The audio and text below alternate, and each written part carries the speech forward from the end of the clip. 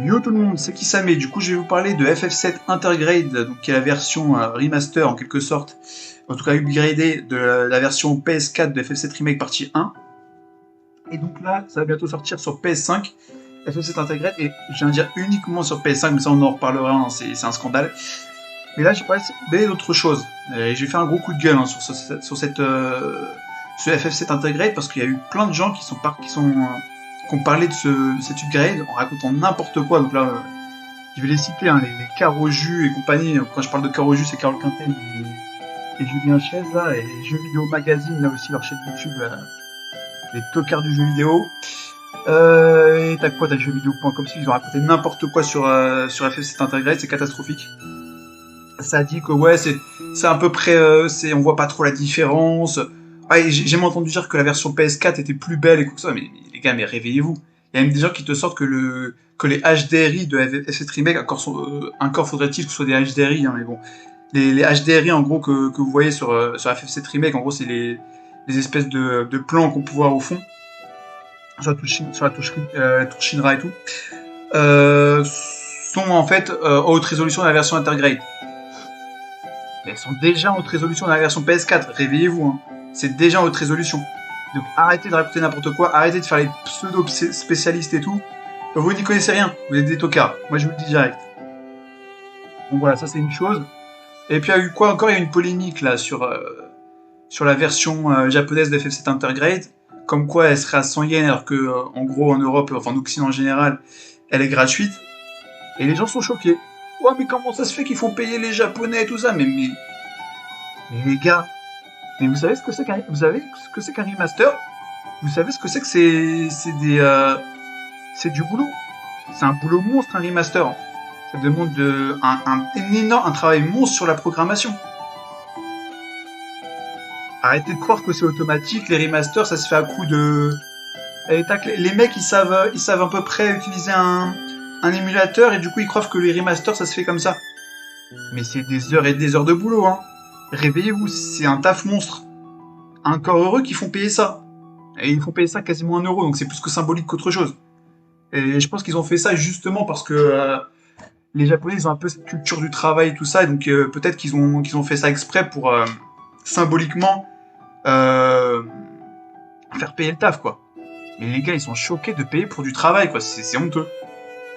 Voilà. Bon, la vraie polémique, c'est comme. Bon, déjà, j'ai parlé de FF7 Remake Intergrade. Déjà, arrêtez de dire que c'est à peu près c'est à peu près la même version. Le jeu est beaucoup plus beau en version PS5. Je tiens à vous le dire. Que ce soit les effets de lumière, les lightning sont bien plus développés. On voit qu'ils ont rajouté pas mal d'effets et tout. Les textures ont été remaniées. C'est plus joli sur PS5. Voilà, ça se voit. Donc arrêtez de raconter n'importe quoi. Arrêtez de faire votre savoir. Enfin, les mecs qui connaissent sur zéro en jeu vidéo.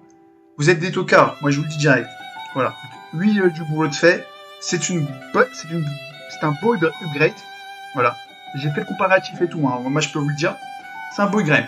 Et pourtant, je vous dis ça, je suis pas fan des remasters, hein. Voilà, parce que moi, je vous ai dit, les remasters, c'est pas trop mon délire. J'avais été notamment déçu des remasters sur Silent Hill qui avaient enlevé certains effets. Pareil, les remasters sur Final Fantasy, je suis pas fan du tout, surtout FF10 et FF12, FF10-2. Je trouve qu'ils retirent justement des effets sur les expressions de visage et tout ça, ça rend pas bien. Et pareil, les couleurs, je préfère les couleurs chaudes des versions originaux. Vous voyez, je suis pas un défenseur des remasters, hein. Mais là, pour le coup, pour FF7 Intergrade, je salue le boulot de Square Enix. Il y a eu du boulot. Voilà. La vraie polémique, c'est quoi? La vraie polémique, c'est pourquoi ils doivent nous faire payer la PS5 pour jouer à FF7 Remake DLC Yuffie, en gros. Ça, c'est un scandale absolu. Ça, je vous le dis, c'est honteux, Square Enix. C'est honteux. C'est une honte. Voilà, c'est scandaleux de nous faire payer la PS5 pour jouer à un DLC. Et après, de nous dire, oui, mais non, mais en fait, c'est parce que le DLC, il utilise la puissance de la PS5. Mais arrêtez. Arrêtez de nous montrer là votre flûte, là. C'est évidemment, c'est un contrat fait avec Sony, c'est évident. C'est évident, on n'est pas dupe, je suis pas dupe. Je suis pas dupe. J'ai trop d'expérience pour dans le jeu vidéo, moi je vous le dis, je suis pas dupe Square Enix. Bon, on va un petit peu parler sérieusement de ce qui va se passer ensuite avec ce projet-là. Il y a eu l'annonce déjà de First Soldier. Bon, First Soldier, franchement, pas mal, pas mal. Franchement, j'ai vu quelques vidéos de gameplay. Ça m'a l'air assez technique, hein. Ça a l'air assez intéressant. Si j'en crois les phases de jeu que j'ai pu voir, honnêtement, c'est pas mal. Voilà, c'est pas mal. Bon, c'est sur mobile, ça c'est un peu décevant, mais ça peut être intéressant un jeu mobile sur un BR. J'attends de voir si c'est un peu plus technique que les autres BR, ça peut être intéressant. Bon, il y a eu l'annonce aussi que Nomura serait que directeur créatif de cette remake partie 2. Apparemment, il serait directeur de Soldier et des autres du coup des autres parties d'FF7, des autres jeux FF7 remake qui vont sortir. Bon, ça c'est intéressant. Mais du coup, Nomura passe seulement directeur créatif sur la partie 2 de FF7 remake. C'est un peu décevant quand on connaît le talent de Nomura, surtout le talent d'auteur de Nomura et sa qualité pour ramener une direction artistique assez propre à lui. Hein. On l'a vu dans FF7 remake partie 1. Les personnages, les personnages qu'il a mis en place, Nomura, déjà j'avais été impressionné sur Advent Children, mais ce mec c'est un pur génie. J'ai jamais vu des personnages aussi bien faits dans ma vie de gamer, hein. Moi je vous le dis. Incroyable. Du coup c'est Naoki Hamaguchi qui prend sa place en tant que directeur d'FF7 Remake partie 2, a priori. Qui est un des mecs du Crystal Tool, d'un des développeurs du Crystal Tool, c'est un gars qui est très prometteur. Voilà. Il était déjà co-directeur sur FF7 Remake partie 1, donc c'est assez intéressant de le voir du coup. Mais voilà, pour parler là de ce qui se passe avec FF7 Intégré, le vrai scandale, c'est qu'ils nous font payer une putain de PS5 pour jouer à un DLC. C'est honteux. Square Enix, c'est honteux. Voilà. On devrait pouvoir jouer au DLC sur PS4, normalement. Voilà, on n'a pas acheté une PS5. Ça, c'est un scandale absolu. Ça, c'est un scandale absolu. Qu'est-ce que je vais faire, moi, maintenant? Est-ce que je vais acheter une PS5 pour un putain de DLC d'un jeu que j'adore? Bah non, je suis pas un pigeon non plus, donc voilà. Ça, c'est un scandale. Mais arrêtez d'écouter, là, les pseudo-spécialistes, là, les mecs qui te sortent des termes techniques qui n'y connaissent rien.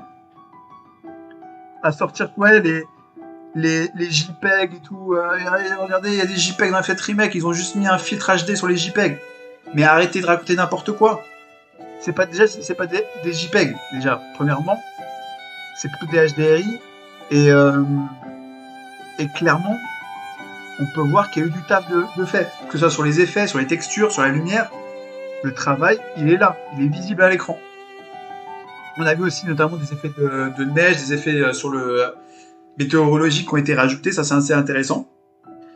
Le contraste aussi a été amélioré hein, au niveau du contraste. J'ai trouvé qu'il y a eu un petit bond en avant aussi de fait sur la version. Donc ça, c'est quand même une version assez intéressante. Même si je suis assez attaché aussi à la version PS4, je dois dire. Mais bon, ça peut être pas mal. Bon, pour le coup, les temps de chargement, ça, vous connaissez mon avis là-dessus, hein, je m'en fous complètement des temps de chargement. Donc ça me passe au-dessus. Mais pour le coup, le travail a été fait, le travail a été bien fait sur cette Intergrade. Et voilà, je suis quand même intéressé de pouvoir y jouer peut-être plus tard sur PS5. Voilà. A plus tout le monde.